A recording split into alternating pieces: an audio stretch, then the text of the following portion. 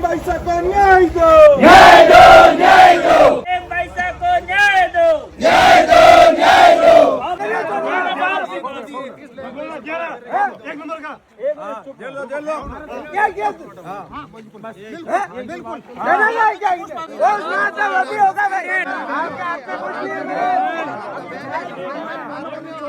आपका अधिकार ही नहीं है। बच्चे के साथ क्या किया? भगवा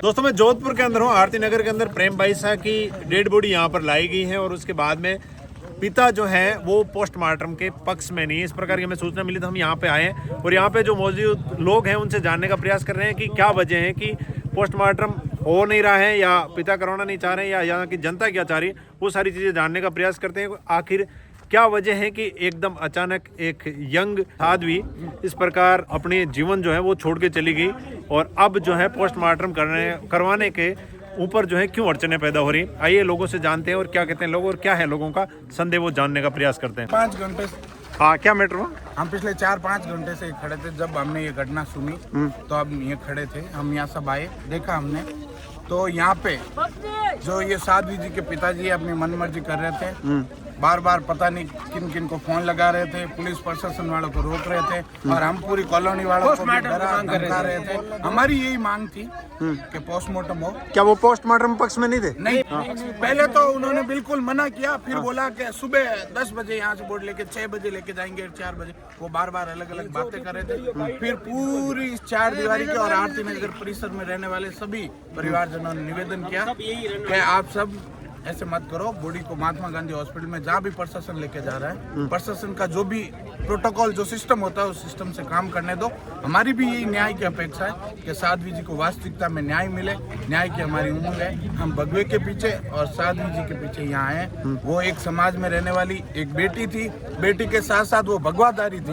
यदि उनके साथ गलत हुआ है, उनकी पोस्ट आई, उनके पेज से पोस्ट की गई, उस पोस्ट पे जो लिखा हुआ उस हिसाब से और वास्तविकता में ये जो कुछ और मामला बता रहा है उस हिसाब से जो विभिन्न परिस्थितियां बनी उन सबको ध्यान में रखते हुए पुलिस प्रशासन से, जोधपुर के प्रशासनिक अधिकारियों से, राजस्थान के डीजी महोदय से और बदनलाल शर्मा से और संपूर्ण न्याय की मांग करने वाले सभी नेताओं को मेरा निवेदन है इस मामले की फास्ट ट्रैक में लेके इसकी निष्पक्ष जांच हो और वास्तविकता में प्रेम भाईसा को न्याय मिले। आप लोगों को क्या संदेह है? आसपास के लोग आप लोग क्या देते? हम कुछ परिस्थितियां स्पष्ट नहीं कर सकते, कुछ चीजें बहुत पेचीदा है, लेकिन जैसे जैसे जैसे जैसे सामने आएगा वो सारी चीजें स्पष्ट हो जाएगी। हमने सुना है कि कैमरे, आश्रम के कैमरे वगैरह भी टूटे हुए हैं, ऐसा कुछ भी? कैमरे हटा दिए गए, यहाँ पे है नहीं, पहले कैमरे थे, वो सारा सिस्टम यहाँ से गायब कर दिए गए और हम यहाँ खड़े थे अभी ऐसे ही साहब रुके, ऐसे ही साहब खड़े थे तब तक तो ये कुछ नहीं। जैसे ही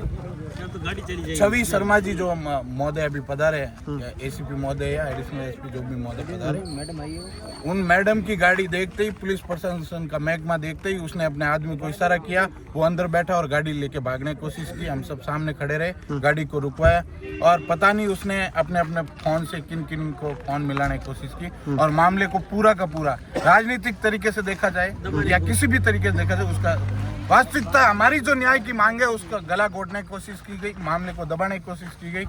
हमारी प्रशासन से और जो न्याय की मूर्तियां उनसे हमारा निवेदन है वास्तविकता में निष्पक्ष जांच हो। हम इस जांच के और न्याय के इंतजार में बैठे हैं। यदि हमें लगता है कि वास्तविकता में न्याय नहीं हुआ, न्याय का गला घोटा गया या मामले को घुमाया गया, तो हम इससे भी बड़ा उग्र रूप लेंगे। आज मेरी सोसाइटी के हजारों जने हमारे साथ खड़े हैं, साथ में खड़े। हमारी वास्तविकता हम किसी को गलत नहीं आपके माध्यम से हम साथ में खड़े।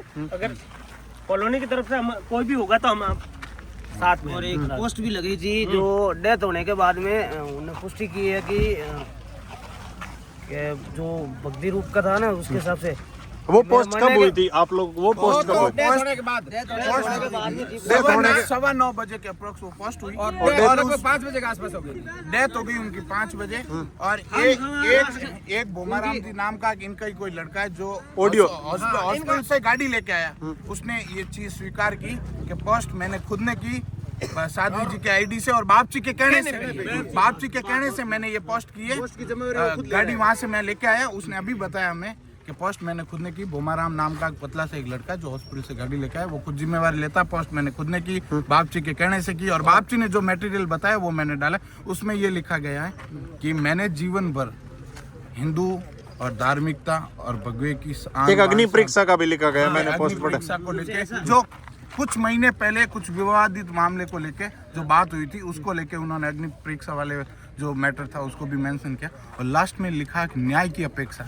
इससे मामला पूरा का पूरा इस तरीके से जाता है कि इस मामले को डाइवर्ट किया जा रहा है, इस मामले को एक अलग रूप दिया जा रहा है। आप लोग मानते हो कि ये मौत नहीं हो, कुछ और कारण हो? That is not possible.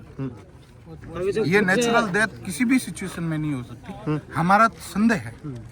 और जब हम जिनसे न्याय की अपेक्षा रखते हैं वहाँ से रिपोर्टें वगैरह आएगी, हमेशा से इन लोगों के भरोसे ही रहे हैं, तो उससे स्पष्ट हो जाएगा क्या हुआ। वास्तविकता में परिस्थितियाँ बहुत गंभीर हैं। इनके पिताजी का यहाँ आने के बाद जो रवैया रहा, एक नॉर्मल सी बात होती है, अपने घर से अपन किसी पशु को दूसरी जगह कहीं भेज देते हैं, उसका अब मारवाड़ी में एक कहावत है, खूंटो छोड़ा मन तो मोइनू कालजो कापे। एक बाप का एक बच्ची अपनी बेटी के जाने के बाद, जवान बेटी के जाने के बाद कंटिन्यू फोन पे लगे रहना, आंख से एक आंसू का कतरा भी नहीं आना, ये चीजें हमें बड़े वेदान में डालती है। हमारा मन भी बार बार हमारे ऊपर दबाव दे रहे हैं। आप कौन होते हो बोलने वाले? हमने बोला हम प्रेम बैसा के भाई है, हम न्याय की अपेक्षा कर रहे हैं। आप अभी या तो हमारे साथ बैठो, ये जो भी दुख है इसको सहन करो, अपनी राजनीति के चक्कर में इस मामले को फंसाओ मत। इनके पार्थिव देह को वास्तविक बहुत सारे लोग हैं जो यहाँ पर आरती नगर से 10 से 20 लोग हॉस्पिटल के अंदर गए थे, उसमें भी बाबा ने कुछ नहीं बोला है। जैसे कि उनको छुट्टी देने के बाद में हाथों हाथ गाड़ी में डाल के आरती नगर लेके आ गए। और रेक्सा हॉस्पिटल के अंदर उन्होंने बोला है कि पोस्टमार्टम कराए, एमडीए के अंदर ले जाओ। इन्होंने जबरदस्ती डेथ बॉडी है जो आरती नगर लेके आ गए। और जो लोग आरती नगर वाले थे उनके बाद में इकट्ठे हुए, उनकी मीटिंग हुई थी अलग, उनसे भी पूछताछ की। जो इंजेक्शन देने वाले थे उनकी ड्यूटी थी 12 बजे, उनके पास कॉल आया पहले, उनके बाद में 4:30 बजे उनकी छुट्टी होने के बाद में वापस कॉल आया इंजेक्शन वाला भी एक मुद्दा चल रहा है कि इंजेक्शन की वजह से ऐसा भी। सुनिए, इंजेक्शन वाला जो मुद्दा है वो कंपाउंडर महोदय खुद भी मौजूद है। वो बोलते हैं मैं पूरी आरती नगर के साथ, साध्वी बाईसा के साथ, इनके परिवार के साथ हूँ। मैं जहाँ तक मेरा उनका वो बोल रहे हैं, मेरा एक्सपीरियंस है, मेरे से कोई मानवीय भूल नहीं हुई है। वो उन्होंने जो ट्रीटमेंट किया उसका वो प्रमाण देने के लिए भी तैयार है। उन्होंने प्रॉपर उसका ट्रीटमेंट किया है। और हम सब भी प्रेम बाईसा के साथ और डॉक्टर साहब के साथ भी है। वास्तविकता जो न्याय होगा वो हमें मंजूर है, हमें उससे कोई आपत्ति नहीं है। और जो कंपाउंडर महोदय का जो कहना है, उन्होंने बोला रेगुलर जो ट्रीटमेंट होता है मैंने परफेक्ट ट्रीटमेंट दिया। इन्होंने इनके मतलब यानी कि वो न्याय की हर प्रक्रिया से गुजरने के लिए तैयार है। ये यहाँ पर जो तार लटके हुए यहाँ लगे हुए, वहाँ भी लगे हुए, लगभग पूरा कैमरा लगा दिए थे। क्या यहाँ कैमरे थे? हाँ, लगभग कैमरे थे। लगभग नहीं 100% है। कैमरे थे, अभी नहीं है। अभी नहीं है। हाँ। सबूत बिठाया गया मतलब इस हिसाब से कुछ न कुछ कारण रहे हैं। हाँ, कुछ न कुछ संदिग्ध परिस्थितियाँ। तो दोस्तों ये लोगों का कहना था, लेकिन आप लोगों का क्या कहना है इन विचारों के ऊपर, और ये जो परिस्थितियां पैदा हुई उनकी मौत के बाद में, और जो उनके पिता का जो रवैया उसके बारे में आप लोगों को क्या कहना, जरूर कमेंट करें। लेकिन ये वीडियो शेयर करें और उनको न्याय दिलाने के लिए आप लोगों की सहयोग है वो हमें जरूर मिलना चाहिए, ताकि इस प्रकार के कोई लोग हैं अगर इसके अंदर जो भी इन्वॉल्व हैं उनकी मौत के अंदर, चाहे जो त्रुटियां बरती गई वो त्रुटियां हो या कोई दूसरी वजह हो और त्रुटियों का रूप देने का प्रयास किया जा रहा हो, उनका सारा राज खुलना चाहिए। मैं फिर आज रहूंगा, आप वीडियो शेयर करें। जय हिंद, जय भारत।